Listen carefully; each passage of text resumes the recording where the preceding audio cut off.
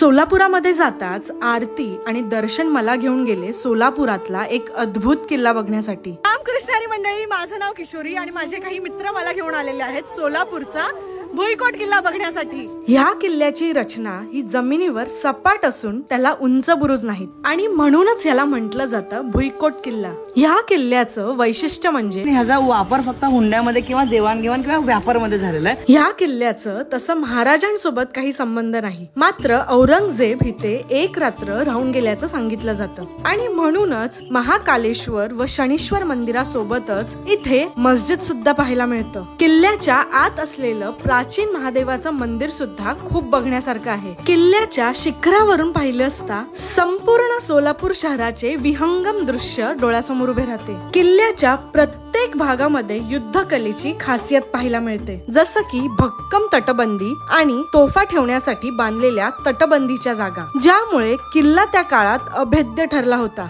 तरी सुद्धा ह्या किल्ल्याचं वैशिष्ट्य सोलापूरकर कुठेतरी विसरत चालले आहेत असं वाटतंय। तर लगेचच ही रील सेव्ह करून आपल्या सोलापूरच्या मित्राला पाठवून ह्या किल्ल्याची आठवण करून द्या। भेटूयात पुढच्या व्हिडिओ मध्ये। रामकृष्ण हरी।